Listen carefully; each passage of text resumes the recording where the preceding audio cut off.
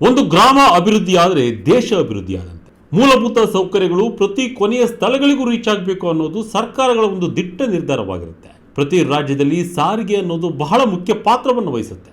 ಇನ್ನು ಹಲವು ರಾಜ್ಯಗಳಲ್ಲಿ ಸಂಚಾರ ದಟ್ಟಣೆ ಹೆಚ್ಚಾಗಿ ರಸ್ತೆಗಳು ಅಭಿವೃದ್ಧಿ ಆಗಬೇಕಾಗಿದೆ. ಅಂತಹದ್ದೇ ಒಂದು ಮಹಾ ಕಾರ್ಯಕ್ಕೆ ಕೇಂದ್ರ ಸರ್ಕಾರ ಮುಂದಾಗಿದೆ. ತೆಲಂಗಾಣದ ಸಾರಿಗೆ ಸಂಪರ್ಕ ವ್ಯವಸ್ಥೆಗೆ, ರಸ್ತೆ ಅಭಿವೃದ್ಧಿಗೆ ಮುನ್ನುಡಿಯನ್ನ ಕೇಂದ್ರ ಸರ್ಕಾರ ಹಾಕಿದೆ.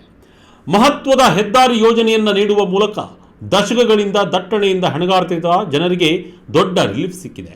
ಬಹುತೇಕವಾಗಿ ನಗರ ಪ್ರದೇಶಗಳ ಒಳಗೆ ಸಂಚಾರ ಮಾಡಿಕೊಂಡು ಹೋಗಬೇಕಾಗಿದ್ದ ರಸ್ತೆಗಳು ಬದಲೀಕರಣ ಮಾಡಿ ಸದ್ಯ ಇದೀಗ ಬೈಪಾಸ್ ರಸ್ತೆ ಮಾಡುವ ಮುಖಾಂತರ ಜನರಿಗೆ ದೊಡ್ಡ ಕೊಡುಗೆಯನ್ನ ಕೇಂದ್ರ ಸರ್ಕಾರ ನೀಡ್ತಾ ಇದೆ. ಹಾಗಾದ್ರೆ ತೆಲಂಗಾಣ ಹೆದ್ದಾರಿ ಯೋಜನೆ ಎಷ್ಟು ಕಿಲೋಮೀಟರ್ ಇರುತ್ತೆ? ಇದರ ಆಯವ್ಯಯ ಎಷ್ಟು? ಯಾವೆಲ್ಲ ನಗರಗಳನ್ನು ಹಾದು ಹೋಗುತ್ತೆ? ಇದು ಜನರ ಉಪಯೋಗಕ್ಕೆ ತಲುಪೋದು ಯಾವಾಗ? ಮೋದಿ ಮಾಡಿದ ಟ್ವೀಟ್ನಲ್ಲಿ ಏನಿದೆ? ಬನ್ನಿ ಇವತ್ತಿನ ವಿಡಿಯೋದಲ್ಲಿ ಒಂದಿಷ್ಟು ಮಾಹಿತಿಯನ್ನು ನೋಡೋಣ. ಎಲ್ಲೂ ಸ್ಕಿಪ್ ಮಾಡದೆ ಈ ವಿಡಿಯೋ ನೋಡಿ. ತೆಲಂಗಾಣಕ್ಕೆ ಪ್ರಧಾನಿ ಮೋದಿ ಗಿಫ್ಟ್. ಪ್ರಮುಖ ಹೆದ್ದಾರಿ ಯೋಜನೆಗೆ ಗ್ರೀನ್ ಸಿಗ್ನಲ್. ತೆಲಂಗಾಣಕ್ಕೆ ಪ್ರಧಾನಿ ನರೇಂದ್ರ ಮೋದಿ ಸರ್ಕಾರದಿಂದ ಬಿಗ್ ಗಿಫ್ಟ್ ಸಿಕ್ಕಿದೆ. ರಾಜ್ಯದ ಅಭಿವೃದ್ಧಿಗೆ ಹೊಸ ವೇಗ ನೀಡುವ, ಜನರ ಪ್ರಯಾಣವನ್ನು ಸುಲಭಗೊಳಿಸುವ ಹಾಗೂ ಕೈಗಾರಿಕಾ ಬೆಳವಣಿಗೆಗೆ ಹೊಸ ಅವಕಾಶವನ್ನು ಸೃಷ್ಟಿಸುವ ಮಹತ್ವದ ಹೆದ್ದಾರಿ ಯೋಜನೆಗಳಿಗೆ ಕೇಂದ್ರ ಸರ್ಕಾರ ಗ್ರೀನ್ ಸಿಗ್ನಲ್ ನೀಡಿದೆ. ಒಟ್ಟು 7,597 ಕೋಟಿ ರೂಪಾಯಿಗಳ ವೆಚ್ಚದಲ್ಲಿ ರಾಷ್ಟ್ರೀಯ ಹೆದ್ದಾರಿಗಳ ವಿಸ್ತರಣೆ ಕಾಮಗಾರಿಗೆ ಅನುಮೋದನೆ ದೊರೆತಿದ್ದು, ಈ ಘೋಷಣೆ ಇದೀಗ ತೆಲಂಗಾಣದಾದ್ಯಂತ ದೊಡ್ಡ ಚರ್ಚೆಗೆ ಕಾರಣವಾಗಿದೆ. ಪ್ರಧಾನಮಂತ್ರಿ ನರೇಂದ್ರ ಮೋದಿಯವರ ಅಧ್ಯಕ್ಷತೆಯಲ್ಲಿ ನಡೆದ ಆರ್ಥಿಕ ವ್ಯವಹಾರಗಳ ಸಚಿವ ಸಂಪುಟ ಸಮಿತಿ ಅಂದರೆ ಸಿಸಿಇಎ ಈ ಮಹತ್ವದ ನಿರ್ಧಾರವನ್ನು ಕೈಗೊಂಡಿದೆ. ಇದರ ಅಡಿಯಲ್ಲಿ ರಾಷ್ಟ್ರೀಯ ಹೆದ್ದಾರಿ 63ರ ಆರ್ಮೂರ್ ಜಗ್ತಿಯಾಲ್ ಮಂಚೇರಿಯಲ್ ಮಾರ್ಗ ಮತ್ತು ರಾಷ್ಟ್ರೀಯ ಹೆದ್ದಾರಿ 563ರ ಜಗ್ತಿಯಾಲ್ ಕರೀಂನಗರ ಮಾರ್ಗವನ್ನು 4 ಲೇನ್ ಹೆದ್ದಾರಿಗಳಾಗಿ ಅಭಿವೃದ್ಧಿಪಡಿಸಲಾಗ್ತಾ ಇದೆ. ತೆಲಂಗಾಣದ ಯಾವ್ಯಾವ ನಗರಕ್ಕೆ ಪ್ಲಸ್ ಆಗುತ್ತೆ? ಬೈಪಾಸ್ ರಸ್ತೆಯಲ್ಲಿ ವೇಗದ ಮಿತಿ 100 ಕಿಲೋಮೀಟರ್. ಸದ್ಯದ ಈ ರಸ್ತೆಗಳ ಪರಿಸ್ಥಿತಿ ಹೇಗಿದೆ ಅಂದರೆ, ಪ್ರತಿದಿನ ಸಾವಿರಾರು ವಾಹನಗಳು ಸಂಚಾರ ಮಾಡ್ತವೆ. ಆದರೆ ಹಲವು ಪಟ್ಟಣಗಳು ಮತ್ತು ಜನನಿಬಿಡ ಪ್ರದೇಶಗಳ ಮೂಲಕ ಹೆದ್ದಾರಿ ಹಾದು ಹೋಗ್ತಿರೋದ್ರಿಂದ ವಾಹನ ದಟ್ಟಣೆ ಹೆಚ್ಚಾಗಿದೆ. ಕೆಲವೊಮ್ಮೆ ಕಿಲೋಮೀಟರ್ ಗಟ್ಟಲೆ ಟ್ರಾಫಿಕ್ ಜಾಮ್ ಉಂಟಾಗ್ತಾ ಇತ್ತು. ಪ್ರಯಾಣಿಕರು ಗಂಟೆಗಟ್ಟಲೆ ಸಮಯ ಕಳೆದುಕೊಳ್ಳಬೇಕಾದ ಪರಿಸ್ಥಿತಿ ನಿರ್ಮಾಣವಾಗಿದೆ. ಅಕ್ಸಂಫೋರ್, ಕೋರಟ್ಲಾ, ಜಗ್ತಿಯಾಲ್, ಧರ್ಮಪುರಿ, ಲಕ್ವೆಫಿಟ್ ಮತ್ತು ಮಂಚೇರಿಯಲ್ ಭಾಗಗಳಲ್ಲಿ ವಾಹನದ ದಟ್ಟಣೆ ದಿನದಿಂದ ದಿನಕ್ಕೆ ಹೆಚ್ಚುತ್ತಾನೆ ಇದೆ. ಇದೇ ಸಮಸ್ಯೆ ಜಗ್ತಿಯಾಲ್ ಕರೀಂನಗರ ರಸ್ತೆಯಲ್ಲೂ ಕಾಣಸಿಗುತ್ತೆ. ಈ ಹಿನ್ನೆಲೆಯಲ್ಲಿ ರಸ್ತೆ ವಿಸ್ತರಣೆ ಅಗತ್ಯವಾಗಿದ್ದು, ಇದೀಗ ಕೇಂದ್ರ ಸರ್ಕಾರದ ಅನುಮೋದನೆಯಿಂದ ಈ ಸಮಸ್ಯೆಗೆ ಶಾಶ್ವತ ಪರಿಹಾರ ಸಿಗುವ ನಿರೀಕ್ಷೆ ಮೂಡಿದೆ. ಈ ಯೋಜನೆಯ ವಿಶೇಷತೆ ಏನಂದರೆ, ಕೇವಲ ರಸ್ತೆ ಅಗಲಗೊಳಿಸುವುದಲ್ಲ, ಜನನಿಬಿಡ ಪ್ರದೇಶಗಳನ್ನು ತಪ್ಪಿಸುವಂತೆ ಹೊಸ ಬೈಪಾಸ್ ರಸ್ತೆಗಳನ್ನು ನಿರ್ಮಿಸಲಾಗ್ತಾ ಇದೆ. ಇದರಿಂದ ನಗರಗಳ ಒಳಭಾಗಕ್ಕೆ ವಾಹನಗಳು ಪ್ರವೇಶಿಸುವ ಅಗತ್ಯ ಕಡಿಮೆಯಾಗಲಿದೆ. ಹೀಗಾಗಿ ಟ್ರಾಫಿಕ್ ಜಾಮ್ ಸಮಸ್ಯೆ ಗಣನೀಯವಾಗಿ ಇಳಿಯಲಿದೆ. ಹೊಸ 4 ಲೇನ್ ಹೆದ್ದಾರಿಗಳನ್ನು ಗಂಟೆಗೆ 100 ಕಿಲೋಮೀಟರ್ ವೇಗದಲ್ಲಿ ವಾಹನಗಳು ಸುರಕ್ಷಿತವಾಗಿ ಸಂಚರಿಸುವಂತೆ ವಿನ್ಯಾಸಗೊಳಿಸಲಾಗ್ತಾ ಇದೆ. ಅಂದರೆ ಪ್ರಯಾಣಿಕರಿಗೆ ವೇಗವಾದ ಮತ್ತು ಆರಾಮದಾಯಕ ಸಂಚಾರ ವ್ಯವಸ್ಥೆ ಲಭ್ಯವಾಗಲಿದೆ.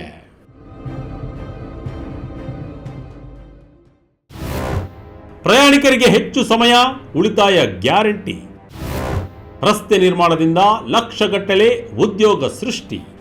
ಈ ಯೋಜನೆ ಪೂರ್ಣಗೊಂಡ ನಂತರ ಪ್ರಯಾಣ ಸಮಯದಲ್ಲಿಯೂ ದೊಡ್ಡ ಮಟ್ಟದ ಉಳಿತಾಯವಾಗಲಿದೆ.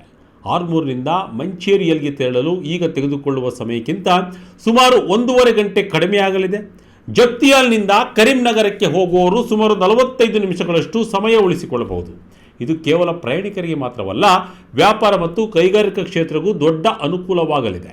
ಸರಕು ಸಾಗಣೆ ವಾಹನಗಳು ವೇಗವಾಗಿ ಸಂಚರಿಸಬಹುದಾದ್ದರಿಂದ ವ್ಯಾಪಾರ ಚಟುವಟಿಕೆಗಳು ಮತ್ತಷ್ಟು ಚುರುಕುಗೊಳ್ಳಲಿವೆ. ಕೃಷಿ ಉತ್ಪನ್ನಗಳು, ಕೈಗಾರಿಕಾ ಸರಕುಗಳು ಮತ್ತು ವಿವಿಧ ವಾಣಿಜ್ಯ ವಸ್ತುಗಳು ಗುರಿ ಸ್ಥಳಗಳಲ್ಲಿ ಬೇಗ ತಲುಪಲಿವೆ.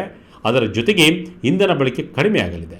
ಟ್ರಾಫಿಕ್ನಲ್ಲಿ ವಾಹನಗಳು ಗಂಟೆಗಟ್ಟಲೆ ನಿಲ್ಲಬೇಕಾದ ಕಾರಣ ಡೀಸೆಲ್ ಮತ್ತು ಪೆಟ್ರೋಲ್ ಉಳಿತಾಯವಾಗಲಿದೆ. ಇದರಿಂದ ವಾಹನ ಮಾಲೀಕರ ವೆಚ್ಚ ಕಡಿಮೆಯಾಗುವುದರ ಜೊತೆಗೆ ಪರಿಸರದ ಮೇಲಿನ ಒತ್ತಡವೂ ಇಳಿಕೆಯಾಗುತ್ತೆ. ಕಾರ್ಬನ್ ಹೊರಸೂಸುವಿಕೆ ಕಡಿಮೆಯಾಗುವ ಮೂಲಕ ಪರಿಸರ ಸಂರಕ್ಷಣೆಗೆ ಸಹ ಸಹಾಯಕವಾಗಲಿದೆ. ಈ ಯೋಜನೆಯ ಮತ್ತೊಂದು ಪ್ರಮುಖ ಅಂಶ ಎಂದರೆ ಉದ್ಯೋಗ ಸೃಷ್ಟಿ. ರಸ್ತೆ ನಿರ್ಮಾಣ ಮತ್ತು ಸಂಬಂಧಿತ ಕಾಮಗಾರಿಗಳ ಮೂಲಕ ಸುಮಾರು 34.43 ಲಕ್ಷ ಮಾನವ ದಿನಗಳ ನೇರ ಉದ್ಯೋಗ ಸೃಷ್ಟಿಯಾಗಲಿವೆ ಎಂದು ಕೇಂದ್ರ ಸರ್ಕಾರ ಅಂದಾಜಿಸಿದೆ. ಜೊತೆಗೆ 42.7 ಲಕ್ಷ ಮಾನವ ದಿನಗಳ ಪರೋಕ್ಷ ಉದ್ಯೋಗವೂ ಕೂಡ ಲಭ್ಯವಾಗಲಿದೆ. ಸ್ಥಳೀಯ ಆರ್ಥಿಕತೆಗೆ ಬಿಗ್ ಬೂಸ್ಟ್. ತೆಲಂಗಾಣಕ್ಕೆ ಭವಿಷ್ಯದಲ್ಲಿ ದೊಡ್ಡ ಅಡಿಪಾಯ. ಅಂದರೆ ನಿರ್ಮಾಣ ಕ್ಷೇತ್ರ, ಸಾರಿಗೆ, ಲಾಜಿಸ್ಟಿಕ್ಸ್, ಯಂತ್ರೋಪಕರಣ ಸೇವೆಗಳು, ಆಹಾರ ಪೂರೈಕೆ ಮತ್ತು ಇತರ ಪೂರಕ ವಲಯಗಳಲ್ಲಿ ಸಾವಿರಾರು ಕುಟುಂಬಗಳಿಗೆ ಉದ್ಯೋಗದ ಅವಕಾಶಗಳು ದೊರೆಯಲಿವೆ. ಇದು ಸ್ಥಳೀಯ ಆರ್ಥಿಕತೆಗೆ ದೊಡ್ಡ ಉತ್ತೇಜನ ನೀಡಲಿದೆ. ಈ ಯೋಜನೆ ಪ್ರಧಾನಿ ಗತಿಶಕ್ತಿ ಯೋಜನೆಯ ಪ್ರಮುಖ ಉದ್ದೇಶಗಳಿಗೆ ಹೊಂದಿಕೆಯಾಗಿರುವುದು ಗಮನಾರ್ಹವಾಗಿದೆ. ದೇಶದ ವಿವಿಧ ಭಾಗಗಳಲ್ಲಿ ವೇಗವಾಗಿ ಮತ್ತು ಪರಿಣಾಮಕಾರಿಯಾಗಿ ಸಂಪರ್ಕಿಸುವುದು ಗತಿಶಕ್ತಿ ಯೋಜನೆಯ ಗುರಿಯಾಗಿದೆ. ಅದರ ಭಾಗವಾಗಿಯೇ ಈ ಹೆದ್ದಾರಿ ಅಭಿವೃದ್ಧಿ ಯೋಜನೆ ಜಾರಿಗೆ ಆಗ್ತಾ ಇದೆ. ಮಾಹಿತಿಯ ಪ್ರಕಾರ ಈ ಹೆದ್ದಾರಿ ಜಾಲವು 5 ಪ್ರಮುಖ ಆರ್ಥಿಕ ಕೇಂದ್ರಗಳು, 7 ಸಾಮಾಜಿಕ ಕೇಂದ್ರಗಳು ಮತ್ತು 10 ಲಾಜಿಸ್ಟಿಕ್ ಕೇಂದ್ರಗಳನ್ನು ಸಂಪರ್ಕ ಮಾಡುತ್ತೆ. ಇದರಿಂದ ಕೈಗಾರಿಕೆಗಳು, ವ್ಯಾಪಾರ ವಲಯಗಳು ಮತ್ತು ಸೇವಾ ಕ್ಷೇತ್ರಗಳಿಗೆ ದೊಡ್ಡ ಮಟ್ಟದ ಅನುಕೂಲ ಸಿಗಲಿದೆ. ಹೆದ್ದಾರಿ ಸಂಪರ್ಕ ಉತ್ತಮವಾದರೆ ಹೂಡಿಕೆದಾರರು ಕೂಡ ಆ ಪ್ರದೇಶಗಳತ್ತ ಆಕರ್ಷಿತರಾಗ್ತಾರೆ. ಹೊಸ ಕೈಗಾರಿಕೆಗಳು ಆರಂಭವಾಗುವ ಸಾಧ್ಯತೆ ಹೆಚ್ಚುತ್ತದೆ. ಪರಿಣಾಮವಾಗಿ ಸ್ಥಳೀಯ ಯುವಕರಿಗೆ ಉದ್ಯೋಗ ಸಿಗುವ ಅವಕಾಶಗಳು ಮತ್ತಷ್ಟು ವಿಸ್ತರಿಸುತ್ತವೆ. ಇದನ್ನೇ ಕಾರಣವಾಗಿ ಅನೇಕ ತಜ್ಞರು ಈ ಯೋಜನೆಯನ್ನು ಕೇವಲ ರಸ್ತೆ ಅಭಿವೃದ್ಧಿ ಯೋಜನೆ ಅಂತ ಮಾತ್ರ ನೋಡ್ತಾ ಇಲ್ಲ, ಬದಲಾಗಿ ತೆಲಂಗಾಣದ ಭವಿಷ್ಯದ ಆರ್ಥಿಕ ಬೆಳವಣಿಗೆಗೆ ಅಡಿಪಾಯ ಹಾಕುವ ಯೋಜನೆ ಎಂದು ವಿಶ್ಲೇಷಿಸಿದ್ದಾರೆ.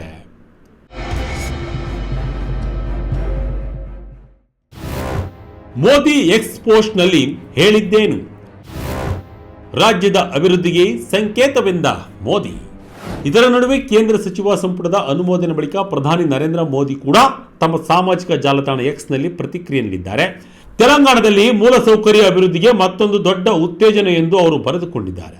ಪ್ರಧಾನಿಯ ಈ ಹೇಳಿಕೆ ಇದೀಗ ರಾಜಕೀಯವಾಗಿಯೂ ಚರ್ಚೆಗೆ ಕಾರಣವಾಗಿದೆ. ಯಾಕೆಂದರೆ ಇತ್ತೀಚಿನ ವರ್ಷಗಳಲ್ಲಿ ತೆಲಂಗಾಣದಲ್ಲಿ ಕೇಂದ್ರ ಸರ್ಕಾರ ಹಲವು ರಸ್ತೆ, ರೈಲು ಮತ್ತು ಮೂಲಸೌಕರ್ಯ ಯೋಜನೆಗಳಿಗೆ ಒತ್ತು ನೀಡುತ್ತಾ ಇದೆ. ಇದೀಗ ಮತ್ತೊಮ್ಮೆ ಸಾವಿರಾರು ಕೋಟಿ ರೂಪಾಯಿಗಳ ಹೆದ್ದಾರಿ ಯೋಜನೆ ಘೋಷಣೆಯಾಗಿರುವುದು ರಾಜ್ಯದ ಅಭಿವೃದ್ಧಿಗೆ ಕೇಂದ್ರ ಸರ್ಕಾರದ ಬದ್ಧತೆಯ ಸಂಕೇತ ಎಂದು ಬಿಜೆಪಿ ನಾಯಕರು ಹೇಳ್ತಾ ಇದ್ದಾರೆ. ಕೇಂದ್ರ ಸರ್ಕಾರ ಅನುಮೋದನೆ ನೀಡಿದ ಕೂಡಲೇ ತೆಲಂಗಾಣದಲ್ಲಿ ಸಂಭ್ರಮ ಮನೆ ಮಾಡಿದೆ. ಕೆಲವರು ಕೇಂದ್ರ ಸರ್ಕಾರಕ್ಕೆ ಅಭಿನಂದನೆ ಸಲ್ಲಿಸಿದ್ದಾರೆ. ರಸ್ತೆ ಅಭಿವೃದ್ಧಿ ಕಾರ್ಯಗಳು, ಅದರಲ್ಲಿ ರಾಜ್ಯದಲ್ಲಿ ಅಭಿವೃದ್ಧಿ ಸಾಧ್ಯ ಎಂಬ ಮಾತುಗಳು ಹರಿದಾಡಿವೆ. ಹಲವು ಕಮೆಂಟ್ಗಳು ಬಂದಿದ್ದು, ಅದರಲ್ಲಿ ತೆಲಂಗಾಣ ಅಭಿವೃದ್ಧಿಗೆ ಮನ್ನಣೆ ನೀಡಿದ ನರೇಂದ್ರ ಮೋದಿ ಅವರಿಗೆ ಧನ್ಯವಾದ ತಿಳಿಸಿದ್ದಾರೆ. ಇನ್ನು ಕೆಲವರು ತೆಲಂಗಾಣಕ್ಕೆ ಉತ್ತಮ ರಸ್ತೆಗಳಾಗ್ತಾ ಇದೆ, ನಾವು ಟೂರ್ ಪ್ಲಾನ್ ಮಾಡಬಹುದು ಅಂತ ಟ್ವೀಟ್ನಲ್ಲಿ ಕೊಂಡಾಡಿದ್ದಾರೆ. ಇನ್ನೊಬ್ಬರು ಹೈದರಾಬಾದ್ ಸೇರಿದಂತೆ ಹಲವು ರಸ್ತೆಗಳು ಹಾಳಾಗಿವೆ, ಅಲ್ಲೂ ಕೂಡ ಗಮನ ಹರಿಸಿ ಎಂದಿದ್ದಾರೆ. ಮಂಚೇರಿಯಲ್ ಮೈ ಫೇವರೆಟ್ ಪ್ಲೇಸ್, ಜೈ ತೆಲಂಗಾಣ, ಜೈ ಮೋದಿಜಿ ಎಂದು ಟ್ವೀಟ್ ಅನ್ನು ಮಾಡಿದ್ದಾರೆ. ಒಟ್ಟಿನಲ್ಲಿ ಸರ್ಕಾರ ಯಾವುದೇ ಇರಲಿ, ಅಭಿವೃದ್ಧಿ ಕೆಲಸಗಳು ಆದಲ್ಲಿ ಜನರು ಹೇಗೆ ಸ್ವೀಕಾರ ಮಾಡುತ್ತಾರೆ ಅನ್ನೋದಕ್ಕೆ ಈ ಹೆದ್ದಾರಿ ಯೋಜನೆಯಿಂದ ಸಿಕ್ಕಿರುವ ಯೋಜನೆ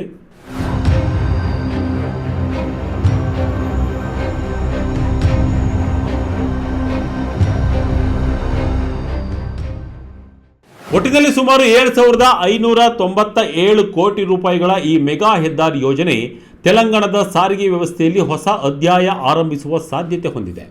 ಸಂಚಾರ ದಟ್ಟಣೆ ಕಡಿಮೆಯಾಗಲಿದೆ, ಪ್ರಯಾಣ ಸಮಯ ಉಳಿತಾಯವಾಗುತ್ತೆ, ಉದ್ಯೋಗ ಸೃಷ್ಟಿಯಾಗುತ್ತೆ, ವ್ಯಾಪಾರ ಚಟುವಟಿಕೆಗಳು ಹೆಚ್ಚಾಗಲಿವೆ ಮತ್ತು ರಾಜ್ಯದ ಆರ್ಥಿಕ ಬೆಳವಣಿಗೆಗೆ ಹೊಸ ವೇಗ ಸಿಗುತ್ತೆ. ಹೀಗಾಗಿ ಅನೇಕರು ಇದನ್ನು ತೆಲಂಗಾಣಕ್ಕೆ ಪ್ರಧಾನಿ ಮೋದಿಯವರು ನೀಡಿದ ಬಿಗ್ ಗಿಫ್ಟ್ ಎಂದು ಬಣ್ಣಿಸುತ್ತಿದ್ದಾರೆ.